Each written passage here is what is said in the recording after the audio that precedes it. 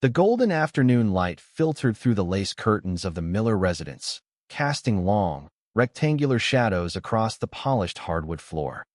It was a day of quiet nostalgia, at least until Judy Miller emerged from the hallway, waving a thick, rectangular envelope with the frantic energy of a person who had just discovered buried treasure in a dusty attic.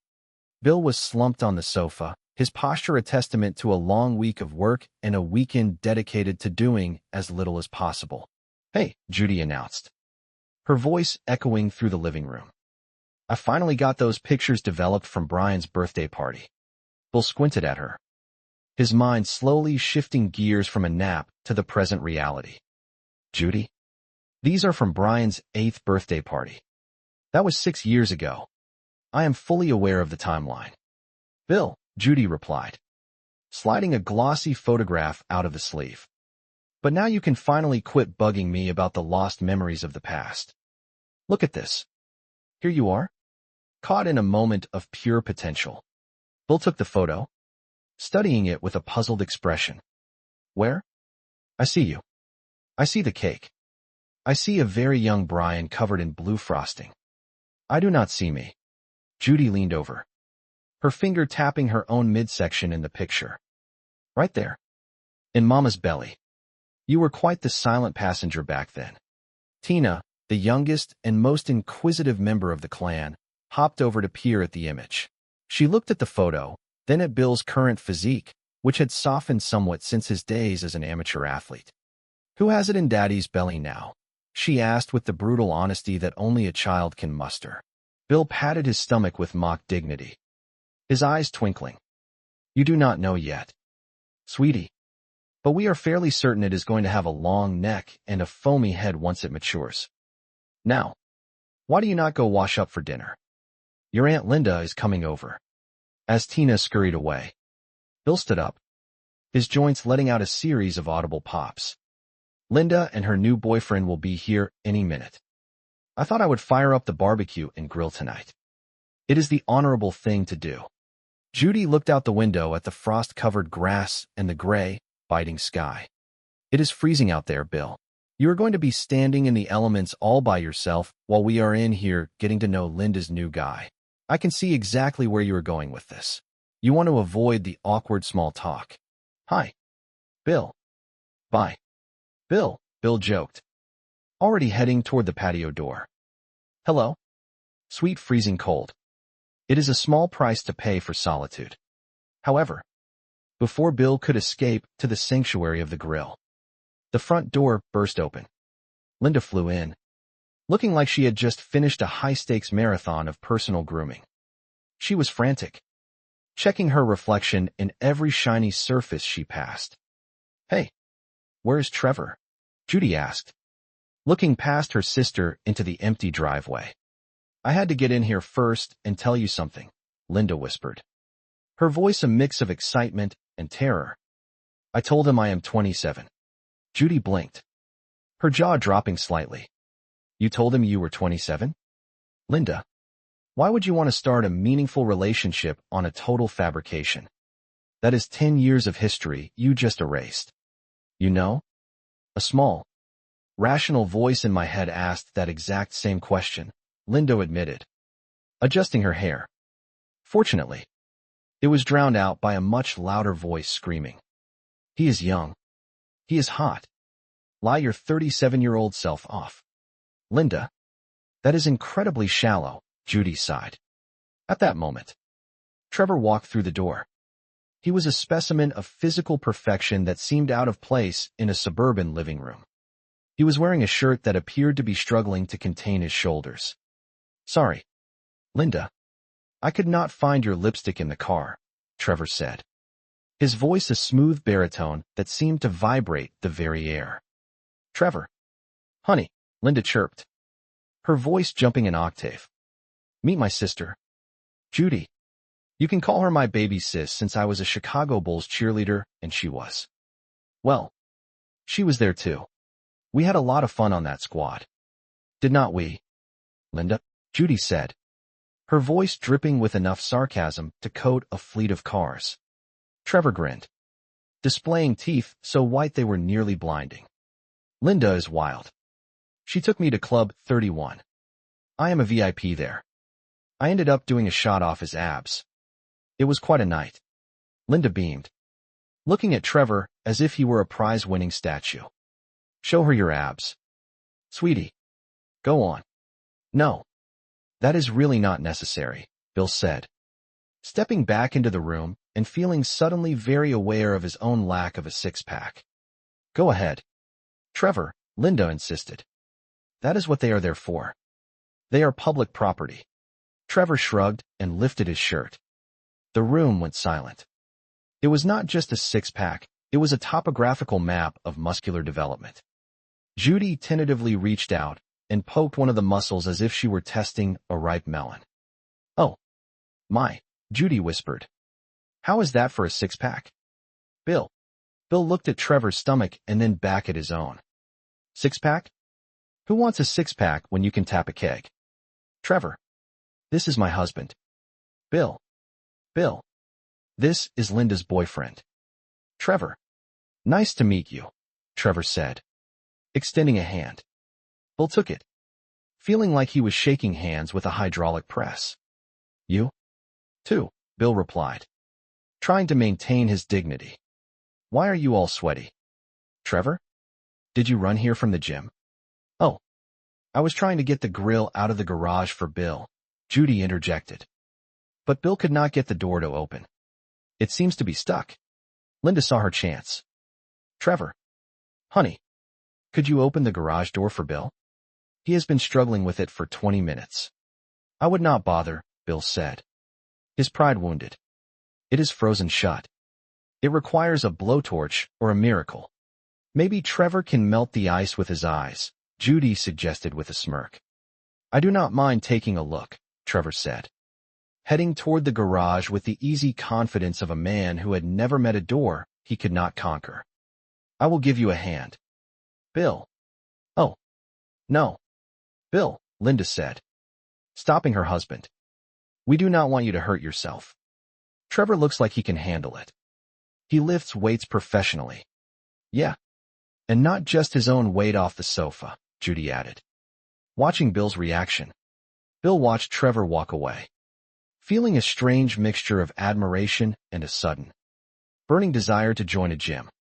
I do not know about the new guy, he whispered to Judy, but his son seems very nice.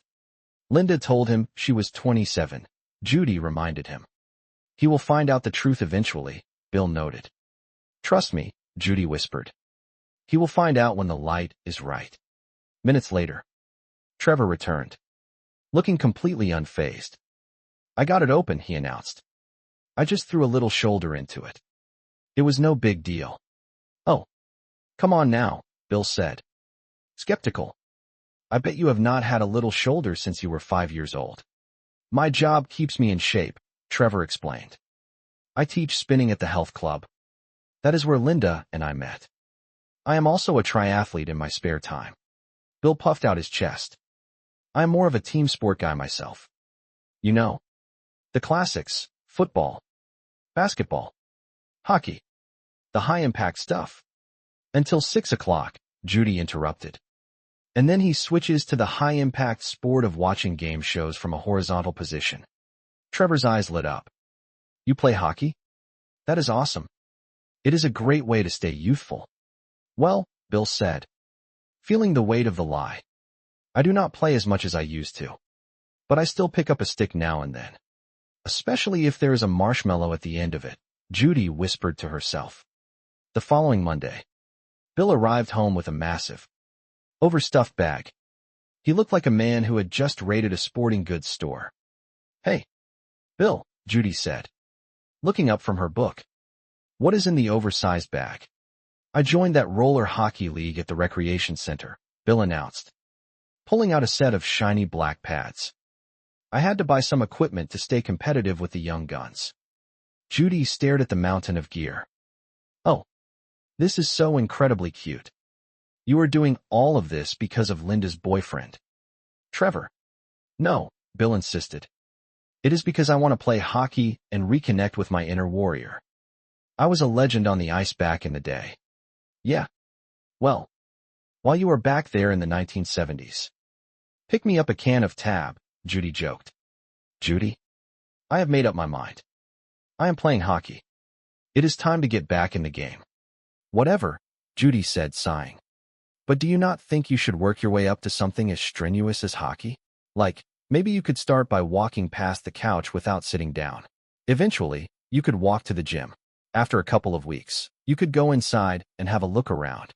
Bill ignored her. It is a beginner league. Judy. And I have played before.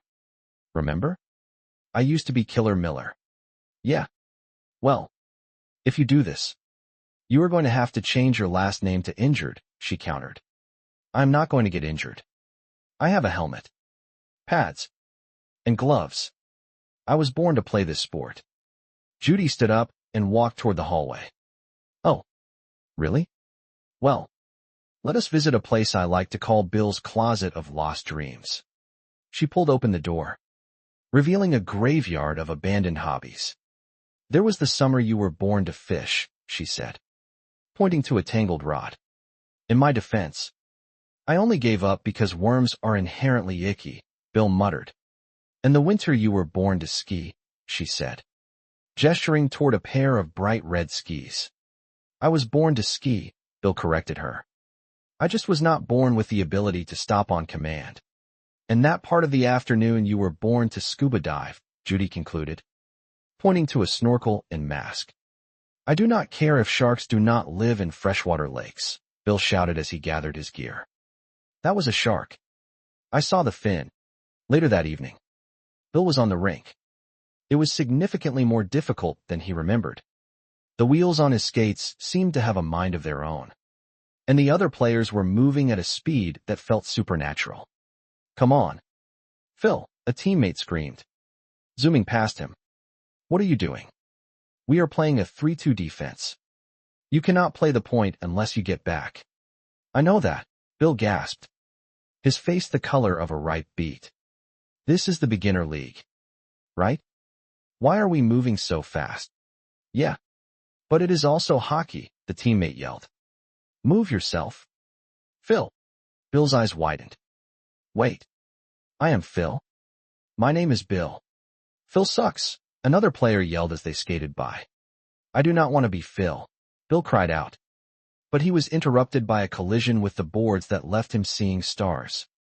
When Bill finally dragged himself through the front door later that night, he was moving with the grace of a 100-year-old tortoise.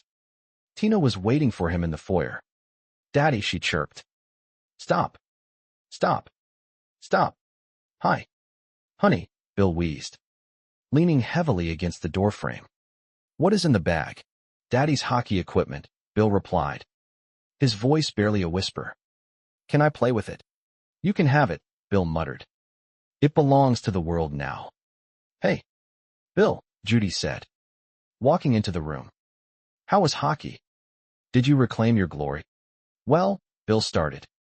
It was not exactly what I expected. The physics of the rink have changed since the 90s. Trevor got that broken air conditioner out of the bedroom for us while you were gone, Judy noted. He did it with one hand. Bill's shoulders slumped. Of course he did. He probably used his teeth. Linda and Trevor were in the kitchen. So, Bill, how did it feel to get back on the horse? Trevor asked, looking entirely too healthy. Great, Bill lied, trying to hide the fact that his left leg was currently numb. Just great. I was just telling Judy I cannot wait for the next game. I am a beast on the court. Tina. Honey. Do not play with Daddy's equipment, Judy said, seeing the girl trying to wear a goalie mask. But he said I could have it. Hey. Look. I have gum. Bill distracted her. Where do you want this air conditioner? Judy, Trevor asked, lifting the massive unit as if it were a bag of feathers. Oh. Put it in the mudroom, Judy said. Bill. Give him a hand. Sure, Bill said, attempting to stand. His knees let out a sound like two dry branches breaking in the wind, as Trevor carried the unit away. Linda giggled. That is the second rusty old thing he has taken out of this house this week. Judy laughed. Bill did not. Would you mind if I take away your houseboy? Bill asked Judy later that night as they lay in bed.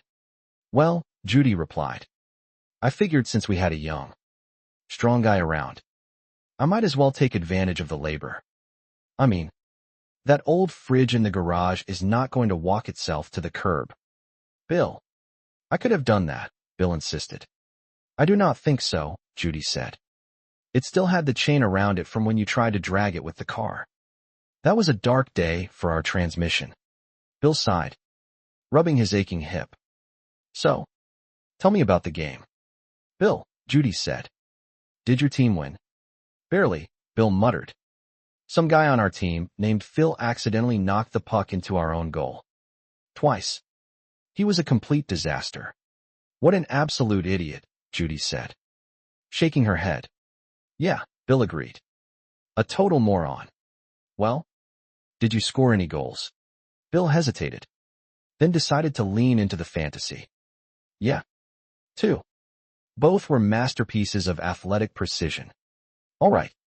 Bill, Judy said, holding up her hand for a high five. You know, everyone does high fives. That is why I am bringing this one back. She performed a strange, rhythmic wave. Suddenly, a rhythmic thumping sound echoed from the floorboards. What is that noise? Judy asked. Bill was on the rug, doing what appeared to be very slow, agonizing sit-ups. Oh, just doing some crunches, he gasped. I have already done 100. Are you feeling all right?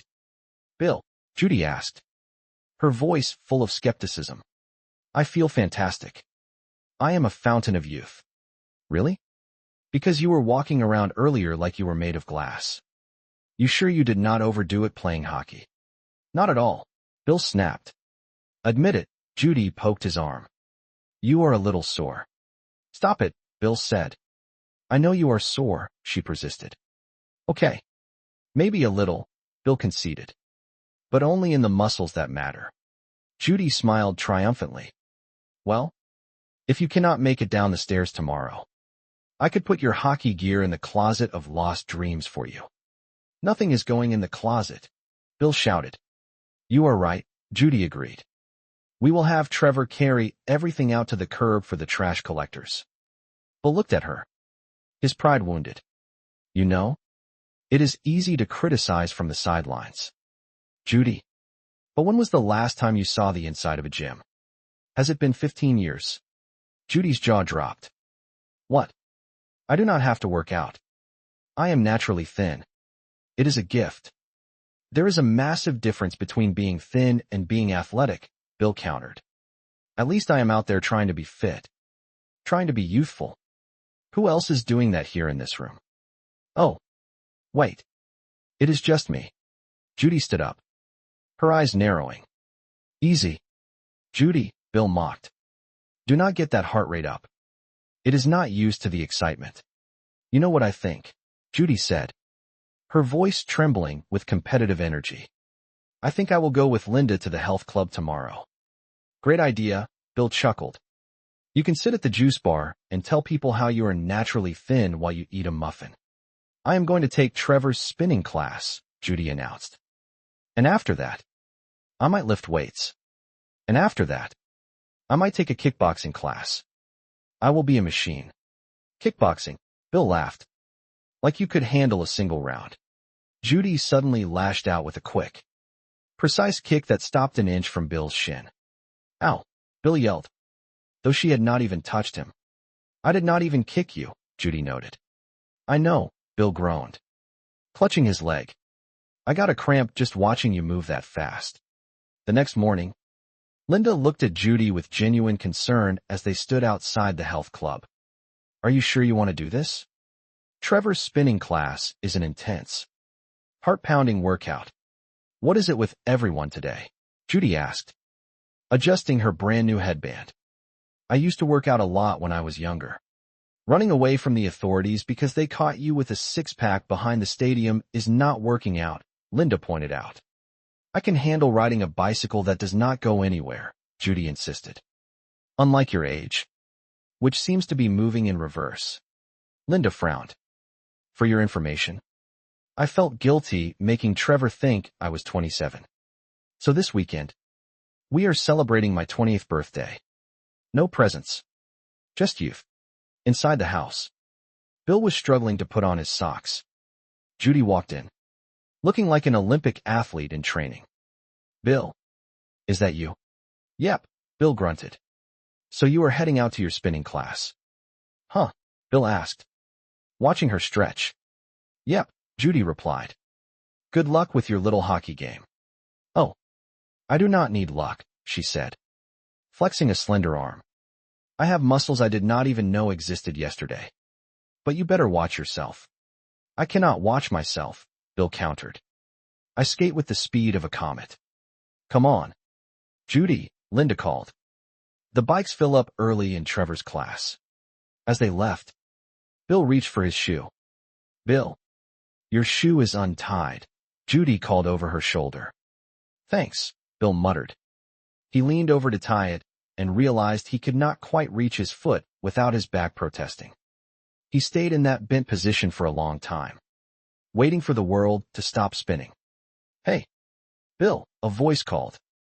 It was his friend Carl. Hey, Carl, Bill wheezed. Can you do me a massive favor? Buddy, what is that? Help me up. I am stuck in a 90-degree angle.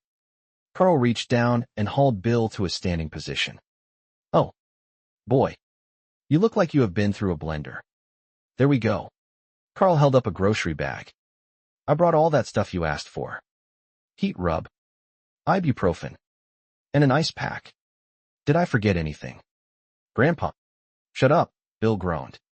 He took a deep breath. Either stop making that noise or give me a handful of those pills right now. I am so sore from hockey. I can hardly blink. If you are so sore, why do you not just quit? Carl asked. I cannot quit. I opened my big mouth and challenged the warden. Now Judy is working out to spite me. I could help you. Bill, Carl offered. You? You can barely walk to the mailbox. Yeah, but I used to coach my nephew's league. I know the strategy. I know the art of the game. All right, Bill said. Desperate. What is in it for you? You did say there were some ladies playing in that league. Right, Carl asked, a grin spreading across his face. Yeah, but they are pretty tough. They will eat you alive. Hey, I said I would do it, Carl replied. Now remember everything we worked on. Stick to the boards and hustle up to the point.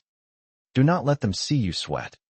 Got it, Bill said, feeling a surge of borrowed confidence. And most of all,